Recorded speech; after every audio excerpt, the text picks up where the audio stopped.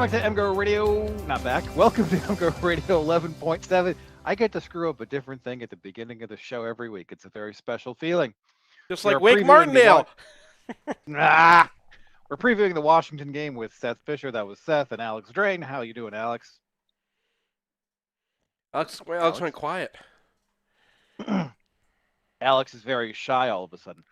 We'll get back to him as soon as he figures out what's going on with his mic. So, disappointing loss last week to USC. Washington comes in. They are 5-1. A loss to Ohio State by 18, 24-6 wins in their other games. They were down 20-0 to Maryland early. Managed to come all the way back, win 21-24. And then they had a real shootout with Rutgers where Rutgers couldn't turn its yards into points, winning 31-19 last week. We have Alex yet or not? Can you hear me now? Yes. Welcome to the podcast, Alex.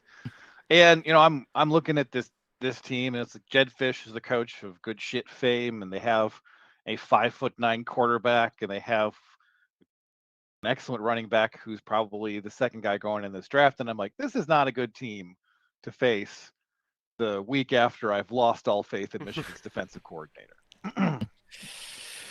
Yeah, that's the tricky part. They got a lot of skill position talent. That's the headliner here. So let's start with the Washington offense. Deont Williams is I think he's a redshirt sophomore now. Followed Fish from Arizona. True sophomore, isn't he? True sophomore. Yeah, I think he was committed to Fish. He's true sophomore. Yeah, he's committed to him at Arizona, but he followed him. Yeah. Okay, so I got confused because 24/7 ranked him as a transfer, and I was like, okay, so he must have had a year at Arizona. Apparently not. True sophomore quarterback Deont Williams as a recruit listed at 5'9", also in the top 250, and you know what that means. There's only one kind of 5'9" quarterback gets ranked in the top 250, and that's Kyler Murray, or Denard Robinson, and he is an explosive run threat, Alex. Yep, really effective in both phases of the game. I mean, his passing has been pretty good too. He was a transfer in the same way that Julian Sayin was a transfer. Right. He enrolled at Arizona and then transferred like a week later when Jed Fish took the job at Washington. And I think the goal was to redshirt him last year, and because they got Will Rogers to come in and be that one and done grad transfer quarterback. And Deont Williams was just so ready to contribute that he had to get on the field last year, and he played as kind of a wildcat role for a good chunk of the season, which is what he was when we saw him because of that running ability. But his passing numbers when he played were pretty solid, and then by the end of the year, they just felt it was time for him to play. And so he ended up playing the final game of the year as the starter in the regular season. Then he appeared in the bowl game as the starter. And we came into this season looking at his numbers, and we were like, we know this guy can run, but he had an excellent completion percentage, great yards per attempt. And that's kind of just continued this year, where he continues to sport really strong passing numbers, in addition to the fact that he is a really effective runner, not just in design quarterback runs, but he's slippery in the pocket. And the difference between him and like an Aiden Childs is that when Deont Williams escapes, if there's open field, he can just go and go and go. And it can go from a sack to a 30-yard gain really quickly. And it's going to be a challenge. So in addition to Williams, they have Jonah Coleman, who transferred over from Arizona, 1,000-yard season a year ago, a guy who's currently listed second on NFL Draft Buzz amongst running backs for the upcoming draft behind Jeremiah Love, Notre Dame. Kind of a different vibe than Williams in that he's a power back. He's very good at contact balance, keeping his feet, getting those extra yards. And in an offense that spreads you out as much as Washington's does, you're often going to get those sort of glancing contacts, so he can turn 3 yards into 5 on a regular basis. Yeah, I've been a fan of Jonah Coleman for a while. I flagged him when they were coming into the Big Ten last year, and then he followed it up with a strong season in the Big Ten. I think it was third team all-conference last year and has continued this season. Definitely one of the best running backs in the conference. He's not a huge guy at 5'9", but he's powerful, as you mentioned, 220. And we are familiar with Blake Corum and what that kind of like short but just rocked out sort of physique can do. And Coleman's a lot of fun to watch. He can catch passes as well.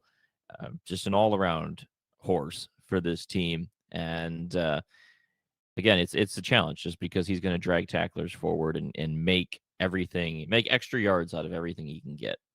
And then on top of those two guys, Denzel Boston might be the second best wide receiver in the league.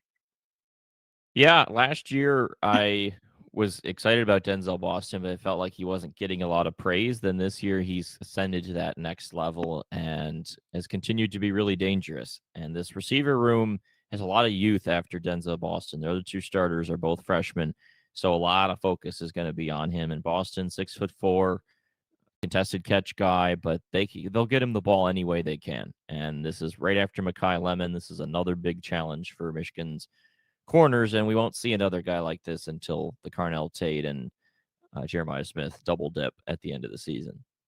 And the other wide receiver who's been pretty prominent is Desmond Roebuck, who was not a particularly highly touted recruit, but looked absolutely great against Rutgers. Yeah, I like Roebuck. He caught a bomb against Maryland that was just beautifully thrown from Deont Williams, and I think Roebuck's probably better than the slot receiver Raiden Vines Bright. And then after those two guys, it's a big fall off to the next receiver. So they're a little thin at the position, but I think Roebuck's coming along pretty well. Complements Boston decently so, and then after that, you're probably looking at the tight ends with their starter Decker DeGraff. They're mostly playing out of 11 personnel, but Quentin Moore is the other tight end. We may see more of two tight ends because of the obvious vulnerability that's been discussed in Michigan's defense. So there's plenty of skill position talent to go around. So, but there are issues on the line with, I think, both the left tackle and left guard probably out for this one. Is that correct? That's what it seems like. There was a comment from Jed at a press conference this week where they asked him about those two players as well as Zach Durfee on defense. And he had a line that was like, there's a chance they could play, but how much of a chance, I don't know. So that doesn't sound particularly promising. So the backups there, what is their story? So the loss of the left tackle Carver Willis is a big deal to me because Maximus McCree fills in there, and McCree played last season, and I thought wasn't. Sorry, that's an incredible name. Go ahead. I was wondering if we were just going to gloss over Maximus McCree, not McCree. Maximus McCree. Yeah. Yeah. Yeah, it's a good one. Go ahead. Yeah. And he played a little bit last year, and I thought was better than he was this season. The game he played against Maryland was just kind of a disaster. He couldn't get his hands on the edge defenders pretty consistently. So that's a pretty major vulnerability, whereas Carver Willis I thought was okay, or at least was grading out as okay. That's a big break for Michigan if McCree is playing. Left guard I don't think is as big of a deal. Packy Finau was a guy in the spring that was getting some hype. Then he ended up not starting behind John Mills. Now he's playing. That's probably fine. But the right side of the line, I think, is wobbly too. Garen Hatchett, the right guard, I'm not a big fan of. And Drew Azzopardi was a guy we saw on the chart last year.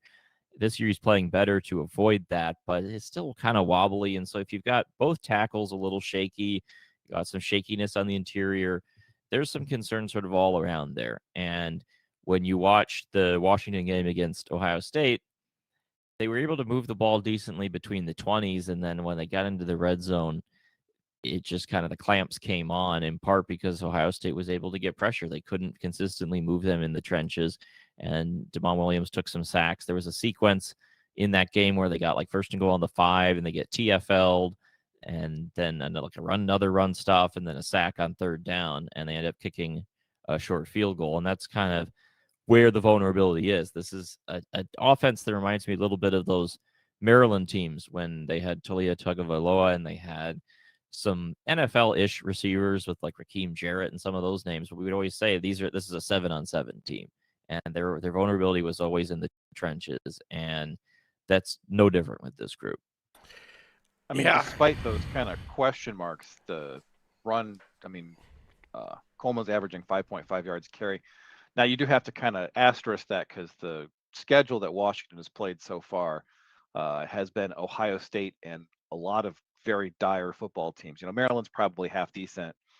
They fell behind 20-0 in that game. They were down 13-10 to Rutgers at halftime. And then after halftime in both those games, they just put the pedal to the metal. Is that just randomness? Is it like Deont Williams settling down? Like, is there any kind of pattern that you've discerned there? I didn't watch the full Rutgers game. I just went through the highlights. I charted the Maryland game, and that one was so interesting because it really was a tale of two halves in both sides of the ball. And on offense, it really seemed like Deont Williams just settling down. Accuracy generally hasn't been an issue for him. You can see that from his high completion percentage, but in that game, he came out just a little shaky, had the yips a little bit to start that game. And the one thing I did notice is that his footwork, when he rolls out of the pocket and he has to evade pressure, can get a little off. And if he's not setting his feet, the accuracy does waver a little bit. And he was doing that in the first half of that game, just wasn't getting the feet set, and his throws were high or they were short. And then in the second half, his accuracy dialed back in, and the protection got a little bit better, and they were able to throw the ball more. The rushing game was not effective in the first half or the second half of that Maryland game, but once the light kind of came on for Williams, he was a lot more effective. So I think the number one plan has to be to try to just get some pressure and get him a little off his game and see if you can induce some mistakes, because if he has time back there, I'm pretty concerned about it. The issue is, of course, if you decide to blitz, you could be in some trouble if you don't actually sack him. And we've seen some missed tackles on sacks that can turn bad this season for Michigan. So I think ideally you'd want to just rush with 4, have a spy maybe, and try to just keep him in the pocket and see if you can get some organic rush against those weaker spots on the line. And then if worse comes to worse, you ramp up the blitzing. Now, they're mostly a zone running team, right? So there's an opportunity here, I think, if just worked on with Barham a little bit on his edge control or have some sort of answer for that could be a big difference maker. Because the way Ohio State played them, they sat back. It was actually kind of frustrating watching a former Lions head coach that I despise do all the things that we'd expect Wink. We wanted Wink to learn how to do, and it's like, oh great, he can do it. But that was Ohio State's game plan. They just kind of kept a spy on him. They just made sure Deont Williams was not going to destroy them, and they took a couple of things across the middle. He had some good throws in there, and that was kind of the Roebuck coming out game a little bit. I'm just worried. Michigan's tackling has been terrible, just in general, right? Safeties have been bad at tackling. Linebackers have been bad. No one can wrap up, and then you got Jonah Coleman going against you in space. So I kind of want to, there's a temptation here to kind of go with the Jalen Milroe route, right? Just blitz him a couple times, see if you can get him off his game, get an interception out of him, and play a Maryland game. But with Jonah Coleman, kind of changes the math for me because he's going to break tackles and keep them on schedule a little bit, and I think that's where a lot of their offense is coming from. It's definitely not coming from the offensive line. I think I disagreed with you on as a party. I put a sign on him, and then you were like, "Nah, you can take that off. He's fine this year." And just when I watched the Ohio State game, that's a little biased, right? And Pro Football Focus has him for 3 total pressures yielded this year and 80 to 85 pass block rate. Mm-hmm. So he's improved a great deal. Now, who they've played probably factors into that. But since Cam Brandt will be playing half this game, he'll be fine. Oh, getting a little bitter. Yeah. All right, let's take a break, come back, and talk about the other side of the ball. Since 2001, Underground Printing has been the Ann Arbor original. Starting from a West Quad dorm room and growing into the go-to source for custom apparel and Michigan gear. Whether you're gearing up for game day or creating custom design for your team or business, Underground Printing has you covered. With 3 convenient stores right on campus, getting your hands on high-quality Wolverine gear has never been easier. Visit Underground Printing today, in-store or online at shop.undergroundshirts.com, where Michigan pride meets top-notch service. Here's the run again. Donovan Edwards. Whoa! Can they catch him? No! Donovan Edwards again, 85 yards. Guys, I'm not Gus. I'm Nick, and I rode the bus to Bursley every day back in '97. There's a ton of advisors out there. All of them have a focus on investments, but not all of them focus on planning like we do here at Peak. And none of them have that MGO blog connection like we do. Get your second opinion at peakwm.com/MGO blog. Retire with Peak confidence. In southeastern Michigan, the yearly cost for a nursing home averages approximately 100,000. It doesn't have to, though. Reed McCarthy founded Ann Arbor Elder Law after handling a tricky situation for his own family. Years of experience later, his boutique firm works with clients across Southeast Michigan, dealing with Medicaid planning, long-term care, and tax, disability, and family law, not to mention family dynamics. If you have a family member who may need that level of care, or if you're ready to start your own estate plan, Reed can give you a plan for the future. Visit AnnArborElderLaw.com or call 734-945-9693. That's 734-945-9693. Need help with insurance? Well, longtime MGoBlog supporter Owen Rosen is back at his new insurance brokerage, Royal Oath Insurance Group. Owen might not be the knowledge, but he and his team have the life, business, car, and home insurance knowledge you need. Based in Michigan, but they can also help in other states too, you can call or text Owen today at 586-229-1026 or visit Royal Oath, that's O-A-T-H, insurance.com. Passion for e-commerce, sell stuff online, security, performance, conversion, beautiful user experiences, belle expérience utilisateur, monthly marketing, PPC SEO, make your user a customer, conversion, eau de parfum for online retailers. Love your website. Let Human Element show you how. Available at human-element.com and fine department stores, not fine department stores.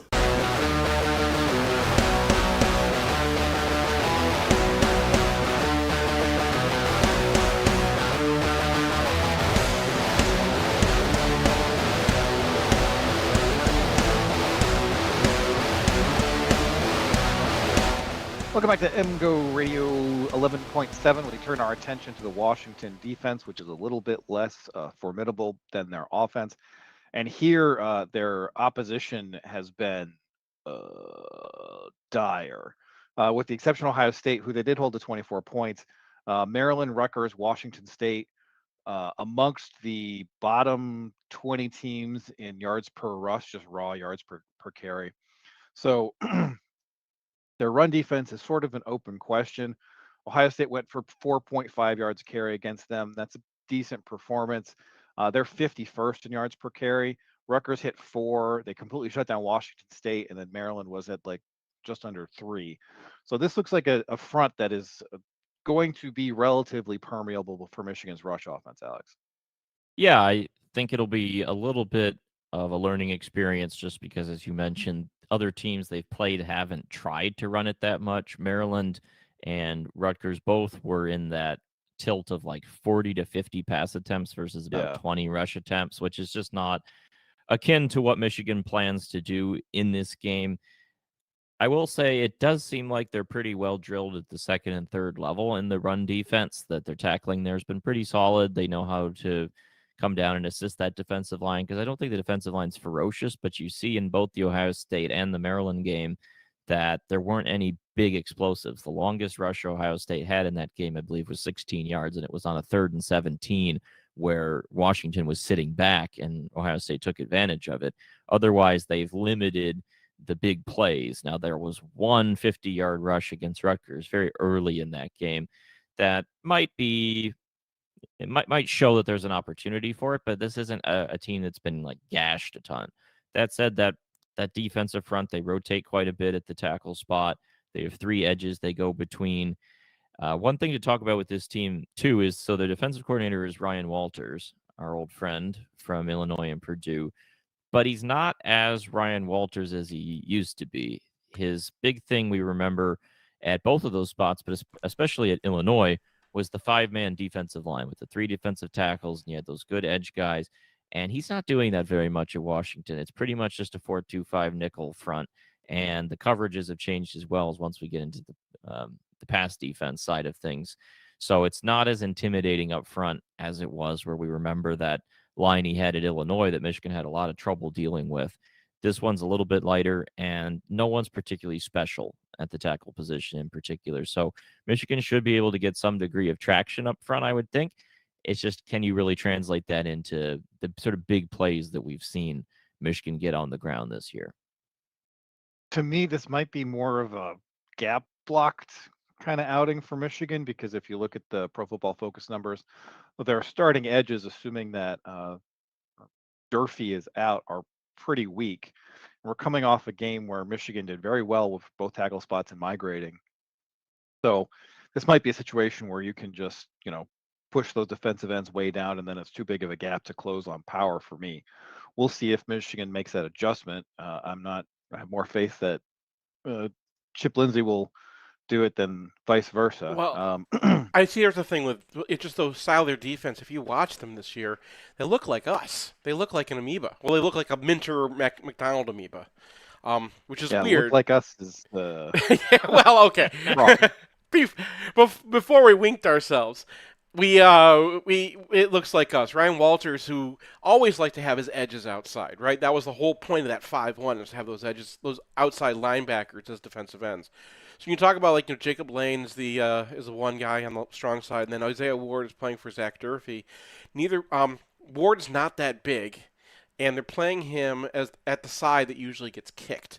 So you're not talking about blocking those guys down. You're blocking down the tackles pretty much. Those guys are almost always going to be outside. That's how they play, right? You can see them with two defensive tackles inside, and then those linebackers are actually pretty movable. Both of them are like 5'11", 230 kind of guys. Not really made to be behind small linemen. Ohio State tried it a lot. Ohio State was going power, which was weird because no one ever saw Ohio State run power in years, right? But I think that it was Ohio State. They were learning it. They were kind of picking up. They're getting better at it now. They're doing it kind of how USC does it, where they pull tackle in the guard. But they were kind of, messing it up themselves. So I think that you're right about power. I just don't think that the ends, they're going to be the guys kicked. They're just, they're there to set an edge. It's really going to be more about how much those safeties can play down, because Alex McLaughlin's a good safety. He likes to get his nose in there. Mikel Easton, I think we remember playing him in the championship game. That guy's, another one who has to come down. They got these big cornerbacks they get involved in their run game, so they kind of make up with the secondary. And that will be the question, right? If you got Haynes available, he can put a move on one of these tall secondary players who are coming down and either get a big chunk, or they might be bringing him down after 2 yards because they like to play up. All right. As far as the pass defense goes, their rush took a big hit when Durfee went out. The two guys Seth mentioned, Ward and Lane, have been okay, but Durfee had a pretty solid 2024, and the guys behind him don't look particularly threatening now that Michigan has played a couple of edges that are kind of in the same ballpark against USC and against Wisconsin. They've handled those guys fairly well, despite some controversy about whether that was actually the case. And it feels like Michigan is going to be able to protect, and we've seen Bryce Underwood perform considerably better at home against weaker defenses. This defense isn't like Wisconsin level in terms of giving up pass yards. They're kind of in the middle ground. They've given up about 7.5 to every reasonable opponent except Maryland, who only managed 4.5. Yeah, Maryland's. I charted that game because Malik Washington is a true freshman quarterback, and so I'm like, okay, well, that's an interesting comparable. But Maryland just isn't.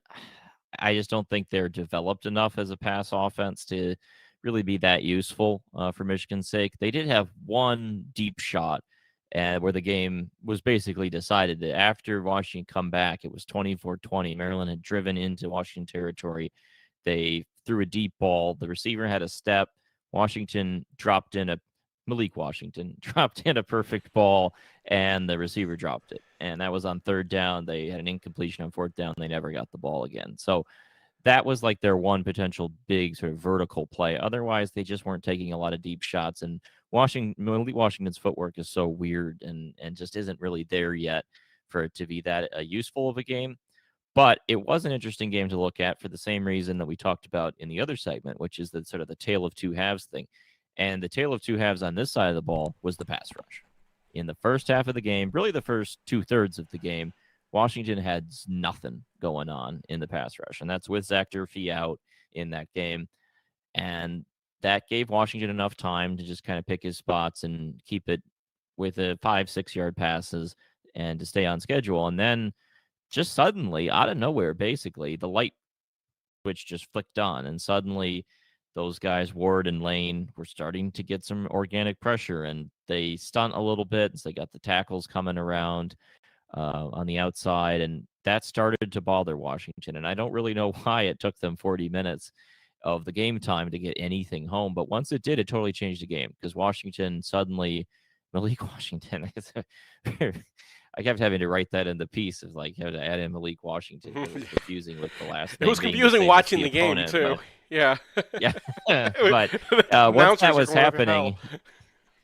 once that was happening, he just wasn't able to stay in the same rhythm. They didn't move the ball the same. And they didn't blitz a ton in this game either. When we look at the Ryan Walters defenses of the past, he used to blitz a lot and then drop 8 a lot, and he wouldn't rush 4 that commonly. In this game, he rushed 4 over 70% of the time.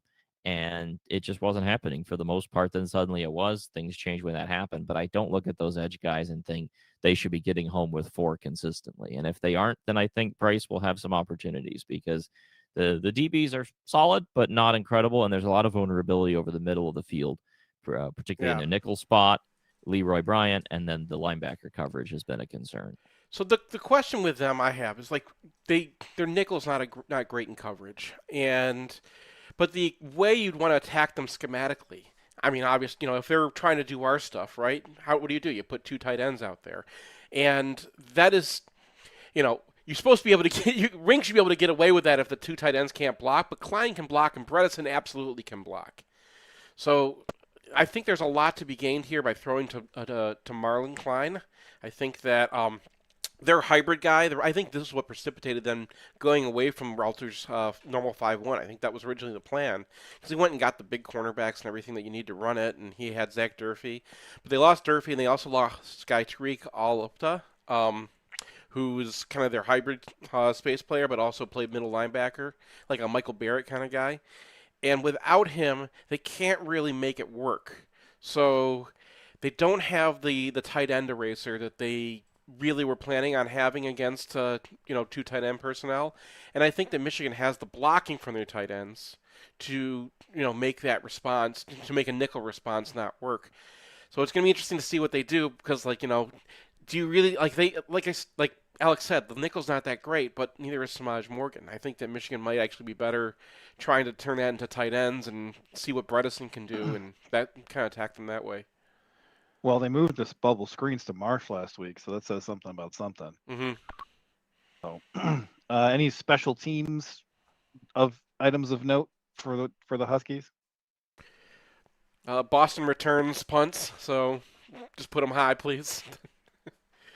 All right. Yeah, he's good. Score predictions, gentlemen. Alex. Oof. Oof. It's so weird because at face value, this is a game Michigan should win. They're at home. Washington's got a 9 a.m. body clock game. Those sorts of things should advantage you. Michigan should be all right up front.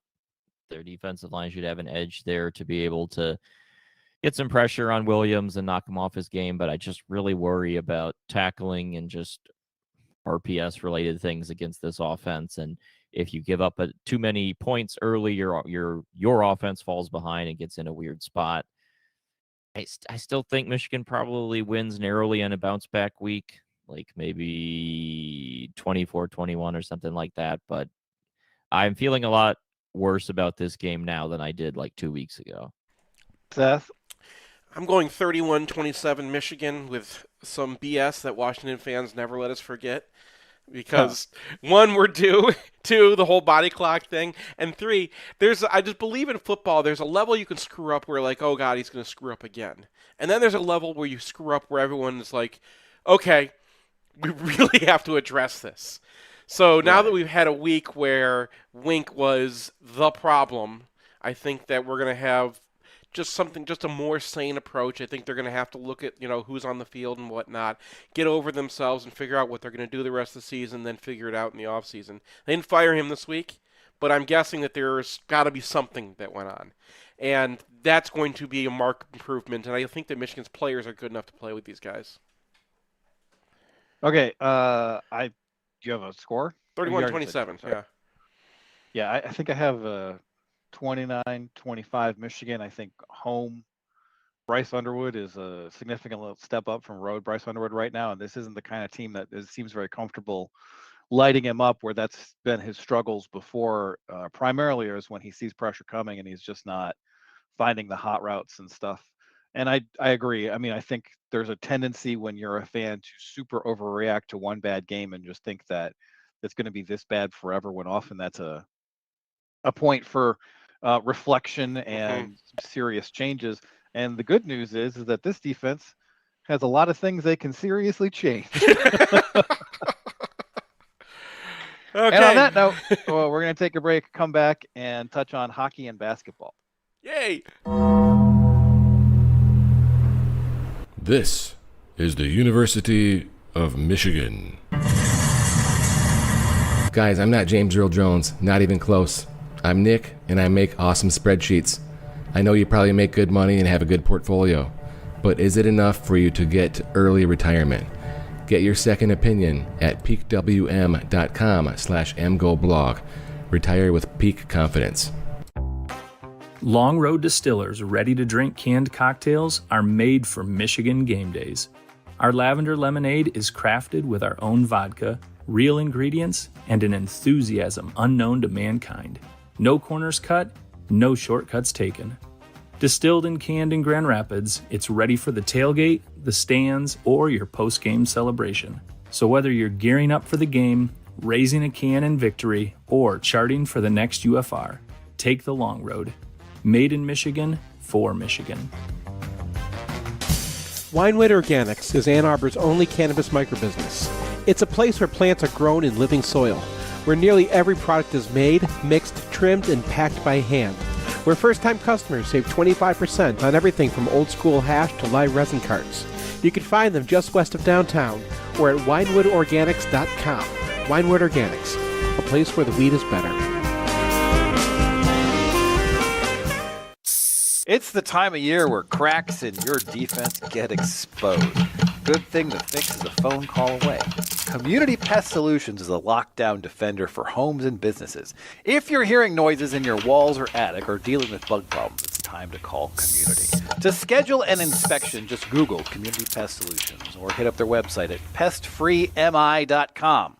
The only thing we can be sure of about the future is that it will be absolutely fantastic. I'm thinking of the incredible breakthrough made possible by developments in communications. Arthur C. Clarke's 1964 vision is now reality with Signalwire, a cloud platform that enables developers to build the applications that will reshape the future of communications. These things will make possible a world in which we can be in instant contact with each other wherever we may be. You can add cutting-edge, real-time video and audio to any product, website, or application with APIs and SDKs for developers of all skill sets. Signalwire is optimized for high-quality and low-latency communication functionality, for video, voice, and text messaging capabilities. Almost any skill could be made independent of distance. Men will no longer commute. They will communicate. See for yourself at signalwire.com. Use code 2021 and receive $25 in developer credit. Go to signalwire.com. Signalwire Communications OGs, original geeks of programmable communication.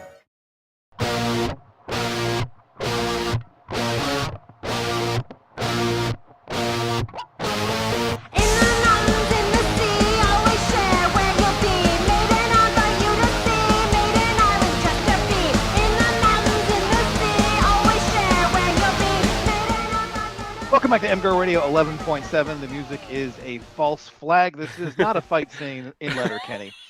We would like to thank Underground Printing for starting this and making it possible. Stop by and pick up some gear. Check them out at ugpmichiganapparel.com or check out our selection of shirts on the mgoblogstore.com. Deep breath. Our associate sponsors, sorry, having a little bit of phlegm today. Our associate sponsors are Peak Wealth Management, Matt Demarest, Realtor and Lender, Ann Arbor Elder Law, Michigan Law Grad, Human Element, Sharon's Heating and Air Conditioning, the Sklar Brothers, Winewood Organics, Community Pest Solutions, Radicke Oral Surgery, Long Road Distillers, and Signalwire, where we are currently recording. All right, turning our attention to basketball and hockey. First, hockey sweeps. Providence, previously number 6 in the nation, last week in an odd Thursday game last night where they beat Robert Morris 3-2 in a game where they outshot Robert Morris 4-2. by They got an margin. Oh, 4-2, yeah. Sorry, they got an empty netter. That was a tense game where Michigan went down, but they didn't really panic. They just kept doing what they were doing. And I went to the game. They hit the post 3 times. There were an innumerable number of goal mouth scrums where the puck just didn't go in the net, and it kind of felt a little different than previous Michigan games because at no point did it feel like Robert Morris was really a threat to score, except the 2 times they did. They probably had about 6 even strength shots the whole game, Alex. Yeah, I mean, that was a really lopsided game territorially. It was remarkable how the puck wasn't going in on some of those scrambles that you mentioned. Michigan got so close so many times, kept hitting iron, but I like that they played that game, honestly, just because it challenged them a little bit. It was the first time this year they've had to kind of dig deep and rally to win a game. That first weekend against Mercyhurst was just, that was a farce. Those 2 games were about as lopsided as you'll ever see D1 hockey. And then last weekend against BU, they were tied 1-1 in the games early on, and then they consolidated a lead. By the time they got to third period, they were in control. Yesterday, they had to actually claw a little bit, and I thought Robert Morris did a decent job protecting the middle of the ice, at least early on in the game, and Michigan had to grind a little bit. And then I think they'll be better off from playing that game. First time this year that Ivan Kovic allowed more than 1 goal, too. So they learned some things. Hopefully tonight will be a little bit smoother of a ride, but that was a useful learning experience, I think. Well, it takes me a little bit of time to like get used to new players, particularly because it's harder for me in hockey. But one thing that kind of jumped out to me last night was Robertson, and I was just thinking about this. Like, if you were asking me, like, what if I could put any player on the team this offseason, I would have said Gavin McKenna. But I think Cornell's number 1 defenseman is in the top 5 because of all the things that Michigan has lacked over the last 5, 6, 7, 8, 10 years. It has been just a guy you can put on the top pairing who is just completely solid, is not going to do anything crazy, and is going to give you a game in, game out level of competency, lack of risk. And he has some skills too. I mean, he's on the second power play unit. I think he's a very good player. But what just jumps out to me is his smoothness and his calmness on the puck, his ability to cut off angles, and just like everything about him is very polished. Yeah, that was a great pickup. He came in kind of with the reputation of being more of a defensive guy, or that's sort of what the thought was, partially from coming from Cornell, partially because Michigan was getting some more offensively minded guys from the CHL and elsewhere. But his first year at Cornell, he played on the power play. And then last year, he played a little more of a defensive approach, but he's got that versatility, and he played heavy minutes at a program that's a fine program. Like, Cornell isn't a top tier team like they were at points in the past, but they made the tournament last year. They upset MSU, just to get that one out there. But and then they made the round of 8 as a result of that. So that's a good program to get some experience in. And as you mentioned, he's just steady. He's reliable. And it's nice that he's got 2 years of eligibility, this one and next year. And he's just fit in really well on this blue line. And the start of the season for Michigan has been really impressive defensively. They held Providence to just 1 goal in both games. Obviously, they swarmed Mercyhurst, but then they, 2 last night. But you're still looking across these first 5 games, and it's been a complete team defensive effort so far. And Robertson's been a big part of that. But I think the young guys, Schock and Barnett, have come in probably a little bit higher than I expected, at least right away to start the year. They've looked really solid. And Naranjo had a quote this week saying this is the best defensive team that he's coached at Michigan. And certainly their start to the season supports that.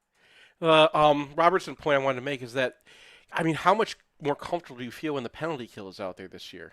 This is especially true in the Providence game I got to watch, where like there's a 5-on-3 that they kill off, and I think they're up to 3 empty netters this year. Sorry, not empty. It's 3 shorthanded goals, 3 shorties this year. Yeah, which I mean, it's a completely different penalty kill, and it's a completely different team now. When if you get up by 2 goals, you don't feel like one mistake is going to get them back in the game all of a sudden, and Robertson's been a big part of that. And the other guy I wanted to kind of bring up, who I'm starting to get a vibe on, is Dakota Braham-Mullen, who was not really kind of in my plans going into the season, and he started the first game. I think he started on the starting 5 in the first game. Like, and they've been kind of featuring him. He's been on the penalty kill. Like, we're getting a lot more out of him than I thought that was possible this year. He did take a pretty bad penalty last night, which led to Yeah. one of their goals. I think that was right after the guy got out. He got out of the box. Mm-hmm. But I mean, am I crazy, Alex, or has Luca Fantilli like taken a leap forward? I was watching him last night and I was like, this doesn't seem like the Luca Fantilli that I remember. I don't know. I need to probably watch more games of him to get a proper handle on that. I think that the clearer leap has been DRM, as Seth mentioned, just because his ice time has increased so much. Last year he was 13, 14 minutes, and this year he's already up to 18, 19 in a given game, and his offense is coming through more. But I mean, honestly, with Luka and again this whole defense, they just are very steady right now. They're playing really well together, and you look at some of the past seasons where, like the 23-24 team, they start the year with some easier games. They play that Stonehill series.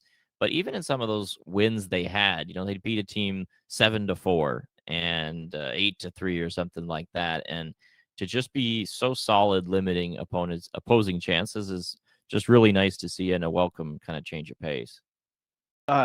This is not analysis, but I'm enjoying the baller numbers on this team. Like having a defenseman wearing 88 is a baller move. And then a 92, that's like 92 is a good number. I feel like, yeah. You have no idea how much you are like angering hockey purists. Because I know. they complain about this all the time. I know. I don't care. You guys are just wrong. They already hate us enough, Brian, and now you're like encouraging it, like, yeah, let's put a 99 on a defenseman who stays back. I'm not saying 99. I'm not saying 99. Like, there are rules in hockey, right. bro. I didn't say 99. All right. Yeah, well, it started a few years ago with Rutger wearing 2 as a forward, and then it's just kind of spiraled from there. Spiraled. You are an old soul. So one thing that we figured out is that part of the way that they're going to relieve the logjam on the blue line is just to skate 7 defensemen every night. And I mean, not just dress, but skate. So Drew Schock is the least played defenseman who's gotten more than 1 game, and he's at 12 minutes a game. So they have that extra spot where they can kind of keep guys fresh and also keep guys engaged. So I think that's been a good development, because like how many previous Michigan teams have been able to ice, I don't know, 5 defensemen they were confident in, and here it looks like 7+. So that's a major development. Yeah, I mean, last year they were really at 2 or 3. I mean, they were forced to use more than that, but it was not, the ice time distribution was so uneven because of what they felt comfortable with. This year it's pretty egalitarian across the board, which is nice to see. I mean, the curveball in all this is that Matthew Mania was a guy that, I mean, I don't watch the OHL regularly, but people that do were pretty high on him, and he did play a lot of minutes in that league. That's a good league.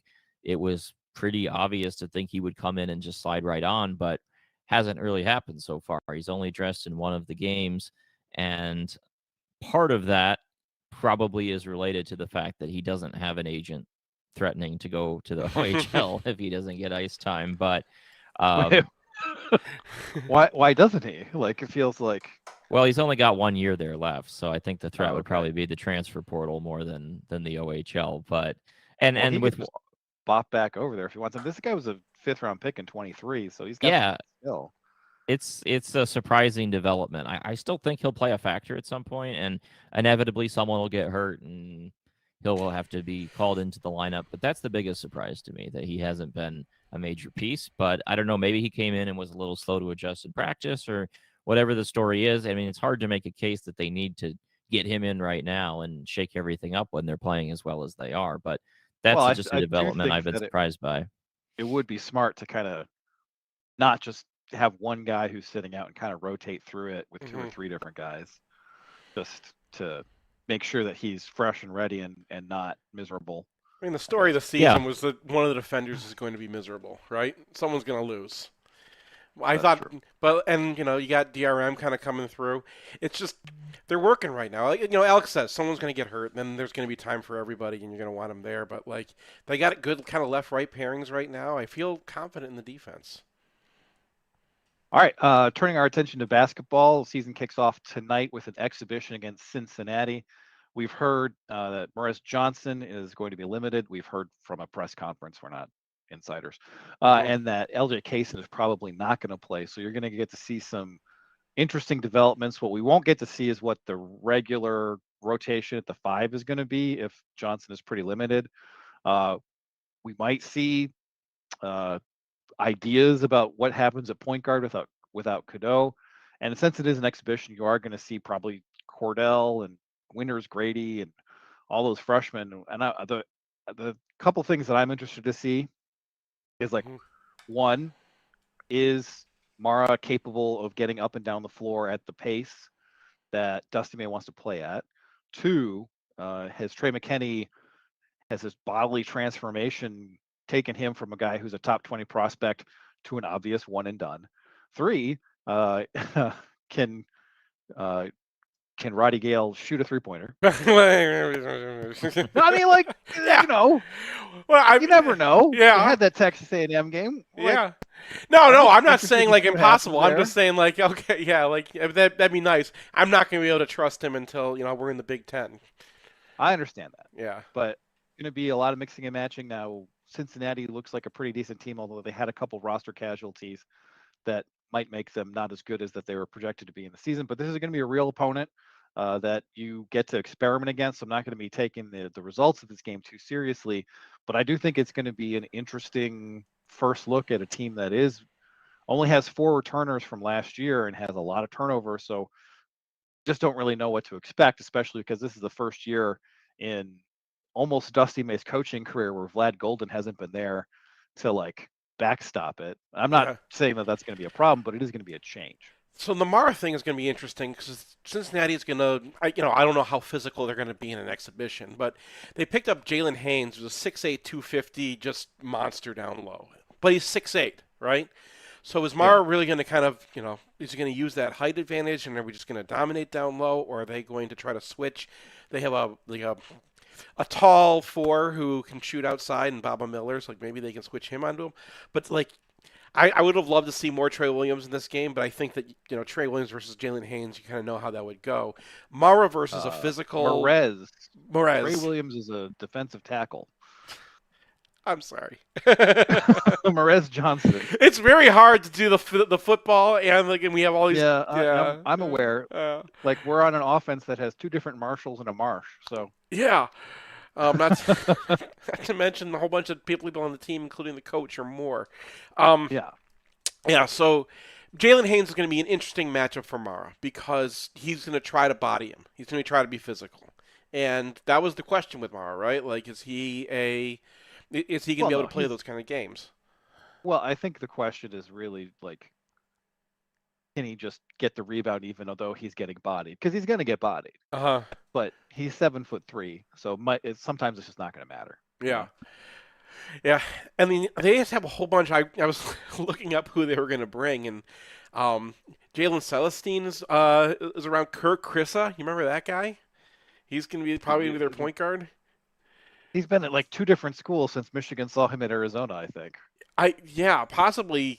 What is it? Arizona, West Virginia, and Kentucky, I think, is the list. Sincere Harris is also coming back. That's quite a list of places for a guy who I think is Finnish. Right?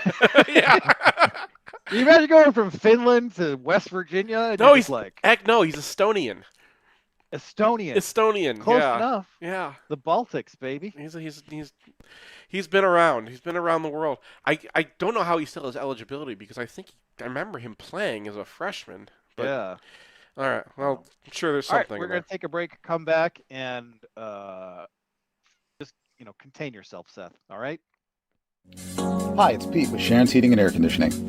We've been serving Metro Detroit and Ann Arbor since 1981, and we've proudly stepped into the 21st century with an online store. Visit our website where you can order replacement air filters and subscribe to auto delivery, indoor air quality installation services like whole home humidifiers and UV light air purifiers, and get instant quotes on HVAC system replacements and water heaters. We pride ourselves on being upfront and transparent with our pricing. So if you have a furnace that's performing like James Franklin, give us a call or book an appointment at sharonsheating.com. Whether you just lost a tooth on the field, chipped one at a tailgate, or it's just time to get those wisdom teeth out, Radicke Oral Surgery has you covered. Trusted by Celine and Ann Arbor families for 25 years. The Radicke Oral Surgery team treats every patient like family, and they accept most major dental insurance plans. We're going to have a lot of reasons to smile this year, so make sure that thing is ready. So when it's time to replace or remove a tooth, call up the team that always converts. Visit drradicke.com to schedule. DRRADECKI.com. I can't believe I'm doing this. If you find yourself in the penalty box, you want a Michigan man arguing your case, call criminal law attorney and former prosecutor Jonathan Paul tonight. It's 248-924-9458, or visit his old website at michigandlawgrad.com.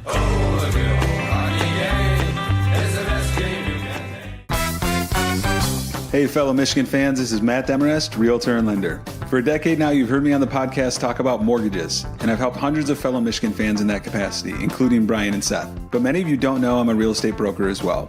I promise to make buying, selling, or financing homes simple and cost-effective anywhere in the state of Michigan. Whether you're upsizing, downsizing, buying a vacation home, or building a real estate investment portfolio, send me a text or give me a call. It's never too early to make a plan, and the call is always free. My number is 734-882-8194. Again, 734-882-8194. Or you can find me online at realtorandlender.com. That's realtorandlender.com. Whether you want to buy, sell, or finance a home, or even all three, I promise to provide the experience so many of you have come to expect over the years. And as always, thank you, and go blue. NMLS 1011726, Equal Housing Lender.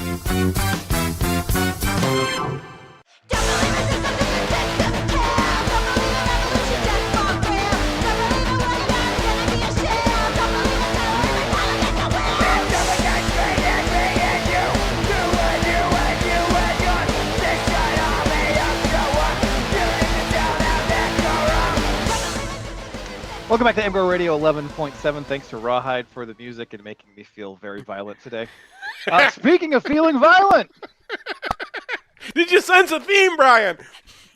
My music selections. Like, let's keep it PG. But I mean, what? Look, I had to spend the early part of this week, and God, this was a long one to go through too. All right, let's start with this. Okay. For the record, what was your RPS in this game?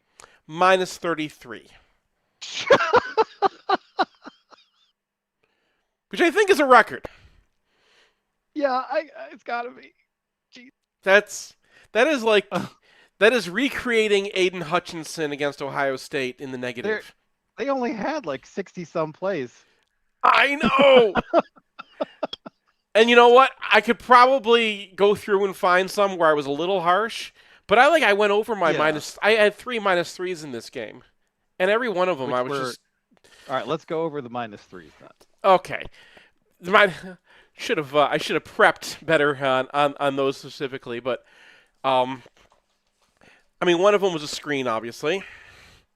Tunnel screen to Barham on 2nd and 9, which is with Barham just kind of like it's just getting way upfield, and then yeah, they'd already run the tunnel screen a few times, so I gave them an extra RPS -1 on it, but it was another one of those tunnel screens that just went forever, and they just didn't have an answer. And at this point, you've already seen the formation, you've already, somebody should have talked to somebody at that point.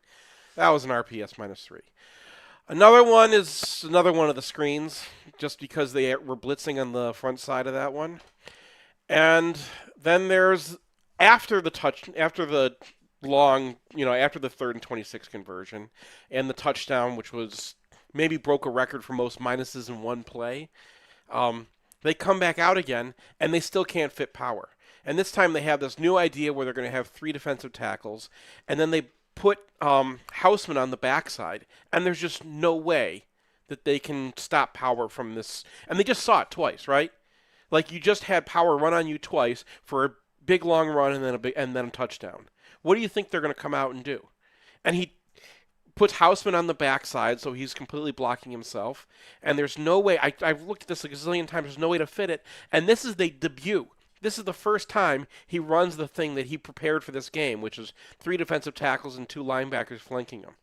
So it's like, here's another thing that we just didn't practice or didn't or adding to the list of things that we're not practicing other things because we got this brand new exotic we got to run.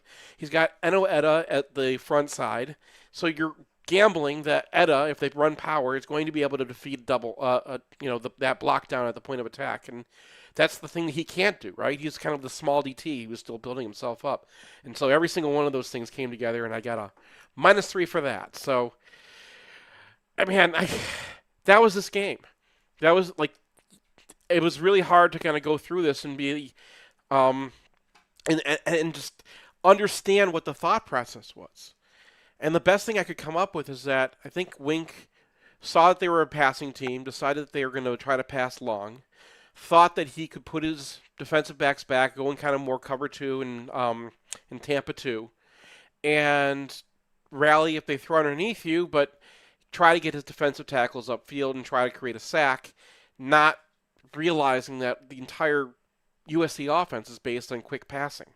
So he went and played into their strengths and then had no answer for power because he was trying to surprise them with these blitzes. And just, almost every single time he gambled, he was wrong. There was one time he gambled, he was right, and it's the one time he went 0. Because I think USC just decided Maeva looked at it. He had an RPO, and I think he should have thrown the screen. And if he did, they probably just get another chunk. But he didn't. He hands it off, and then Michigan was +1 with an extra linebacker coming, or an extra safety coming into the box. Okay, so +2. Let's let's move away from that. Like, do we have? I guess, I don't know. The question I want to ask is, like, why is he still a defensive coordinator? But I know you don't know the answer to that. Yeah. We asked Sam, and he can't really tell us, right? This was as bad as you thought it was going in, and everybody thought it was after that game, right? There was no, like, redemption of any of this. So here's the redemption. There is a way, if they cut out half of the stuff, half of it That's not redemption. That's not redemption. Because that's what they had to do last year. Well, I'm not redeeming Wink Martindale. Again. Wink Martindale, the question is he done at the end of the season or is he done this week? Like, I cannot fathom a situation. If we are, then we're talking about Sharon, right? I can't fathom a situation where he gets this fixed this year, and then we go and beat Ohio State and go through the playoff, and then like, oh, okay, I needed to learn my lesson. Like, that happened last year. That opportunity was there, and he reverted to this. Are we really going to trust him to, like, not do it again next offseason? So this is the last year regardless, and there's no redemption. The question is, can you fix this defense? Right?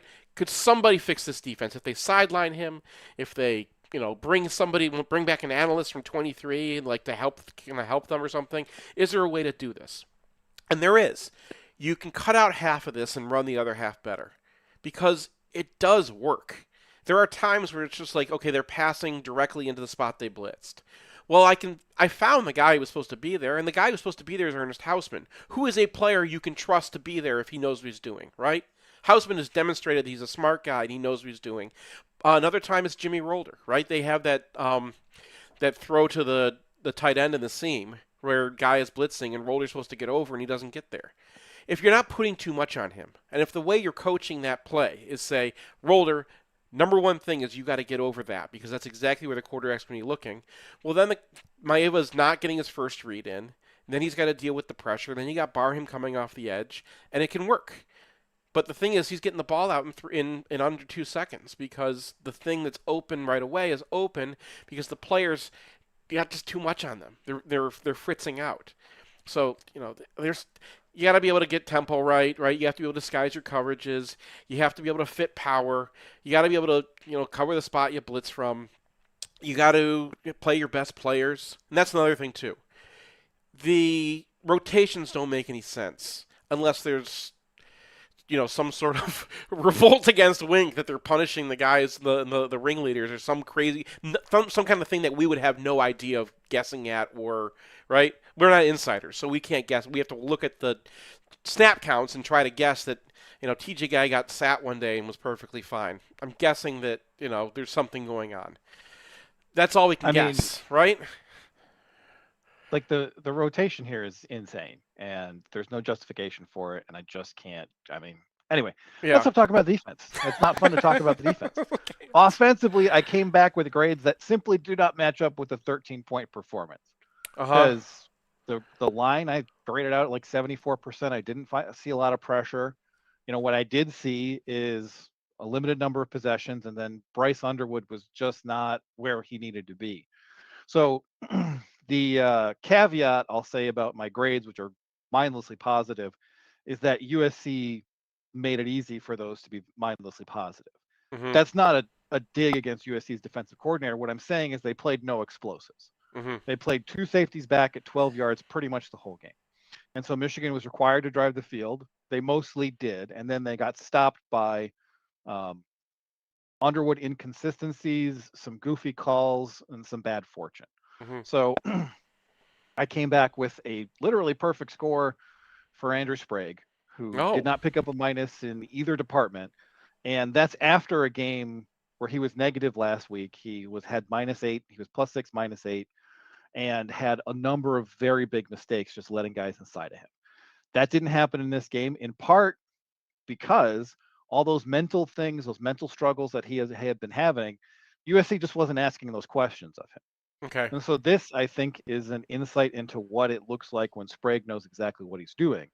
And he was great. He was dominant. Now, the question is he going to be able to do this against stunts and blitzes and all kinds of stuff coming from everywhere? Probably not yet, but I do think it is like a picture of where he's going. Mm-hmm. Link also came in with an excellent score. I had him for a couple of pass pro minuses, but that was when USC did send a blitzer, and he looked at the blitzer and he was like, not this time. So he wasn't getting beat. He just had a missed assignment, which is excellent compared to where he was a year ago. So he has made a lot of improvement. I did catch a couple of issues with Guarnera that I hadn't had earlier in the year. I thought El Hadi was just okay. And then Michigan wasn't running a ton of stretch in this game, and you could see why, because USC was really overplaying it. Mm-hmm. But that affected what Crippen was able to get in terms of his grades, because what he was doing early in the year was just killing it on stretch, wasn't really an option here. And then the other thing that hurt Michigan a couple of times is that Jordan Marshall came in for Haynes and had 2 very bad missed cuts. Yeah, so we talked about the one on the podcast. Yards. Yeah, and then there was the zone stretch where I'm like, he needs to get back to this. Mm-hmm. And there was one earlier in the game where Haynes actually cuts all the way back behind Klein, and I clipped that and I showed that as an example of like, this is a reasonable and realistic expectation for a running back. Because in the past, when I've been talking about like, I want this running back to make this cut, people have been like, is that realistic? Mm-hmm. And I think when you see the same guy, a different guy do something even more extreme in terms of getting back 3, 4, 5 gaps in the same game, yes, it is realistic. I mean, you're talking about a guy with 300 carries in college versus, 40 carries in college. So yeah. And then, I really liked what Chip Lindsey was trying to do. I got 6, 7 RPOs for Bryce Underwood, and I know there are more than that, but I don't grade them all for various reasons, because sometimes I can't tell because we come to the play late, or I'm not sure if like the read is correct. It's kind of gray area, so I don't grade all the RPOs that Michigan's throwing out there. But there's an increasing trend of me grading RPOs because usually they're very effective. So one sequence I found in this game that I thought was really impressive is that they run that rollout snag RPO for a chunk in the first half, and then they, in a similar situation, they go to something that looks like that. It's the counter draw, and you see the weak side linebacker turn his back to the front so he can drop into the snag. And then later on that same drive, they go back to the snag for another chunk. And I'm like, okay, like I think Chip Lindsey is an excellent college coordinator, and I hope he's going to be here for a long time, because what I've seen from him, I think it all fits together. It all makes sense, and it's something that it just looks like hell to defend. And honestly, the main thing holding Michigan back in this game was Bryce. Like, he starts off with that kind of YOLO throw against a light box, and it's flat, and it's not to McCulley, and it's not catchable, when the number one rule of McCulley is just give him a shot. And, I don't know if it's a road thing or what, but like his performance in this game did not deserve like the second star like I gave him in the game column. Like I had him at like a 55% downfield success rate. He was kind of hopping out of the pocket. He just wasn't sure what he was seeing. So USC did a very good job with that. And that's, they gave him the Ohio State 2021 through 23 game plan. And the freshman quarterback wasn't ready for it. So good job by Deont Lynn. I had a question about. I'm sorry, you can go. Yeah. Go ahead. Because I watched the Gardner breakdown of this with Jake Butt that they did on this, and I always interested in what Gardner has to say about Bryce because he worked with him a little bit, right? He knows all of his coaches, and he also, has been in that position before, right? He's been a young quarterback in a Michigan offense that was kind of building towards something, different offensive coordinator and whatnot, but he knows kind of things. One of the interesting things he said is just if you look at his throwing motion, it's normally very compact, and he trusts it, right? And then when he tries to put a ball up, and this happened in the spring game a little bit too, when he gets excited, he's kind of dropping, he's kind of getting the ball out before he completes his body motion, and that causes the ball to kind of just go straight. He said whenever he gets excited, and he said this would happen to me too, talking for Gardner here, this happened to me too, when he got excited, he would not finish that throw, not finish that throwing motion because it's not throwing motion, and that kind of causes ball to go flat and cause him to overthrow guys. Well, I mean, that seems like a plausible explanation to me. I mean, that's one of those things where you have to be a former player. Like we're sort of limited in our ability to know that stuff. And we make up for it in other ways, like we actually chart every single game. Yeah. But that seems like a plausible explanation to me. And it's one of those things that it feels like he's just going to have to get a little bit calmer and have the game slow down for him. I mean, some of those cliches are cliches for a reason. Right. And I'm not disappointed with his progress. Like I think, the RPOs in this game I thought showed progress. I didn't charge him for that interception because I thought it had to be interference because you don't see Don McCulley just do a 360 pirouette for no reason. Yeah, the one thing about that though is that you've got a cover 2 safety back there and you're throwing at the safety. So like but you're throwing, I mean, you got to make plays, right? You're down 2 touchdowns. It's almost the fourth quarter. It's 3rd and 10. Yeah, but you got to cover 2 safety and you have the cornerback going with the receiver. That means the flat's going to be open and you got Samaj Morgan in the flat. So, yeah, but that's not going to convert. So what I saw on that is that McCulley beat his guy to the inside. Okay. He wins to the inside on that. And then once he wins to the inside, that's open. And if he doesn't have that pirouette thing, I think that hits him in the hands. And it's a conversion down to the 10. Now, the Marsh breakup at the 1 could have been a better throw because he had a couple of steps. And so what he could have done is he could have put it in a position where nobody could contest that catch. Yeah. But the flip side of that is if you do that, there's a much bigger chance that you miss entirely. Yeah. So ideally, I hope he just puts it exactly on his hands. But if he forces him to leap up and box out, like a lot of the times that's going to be a completion. So I don't really know philosophically which one I prefer, I prefer the dead on, incredibly accurate pass. But if you're going to miss, you got to miss short. So that you can give your guy a chance. I wonder if that was a response to that first throw to how he overthrew McCulley the first time. I don't remember if this was before. I think that's before the 2-point conversion that he overthrew. But those are different throws, right? Yeah. Because one's a post across the middle of the field, and the other is a fade. So the fade necessarily needs to be that. There's no other option there. The other back shoulder and loft it up. Yeah. See, on a post, if you won over the top, you can just throw it on a line there and score a touchdown. So that is not how it worked out. Anyway, Young, that's All right, we will see you guys Monday for the flagship.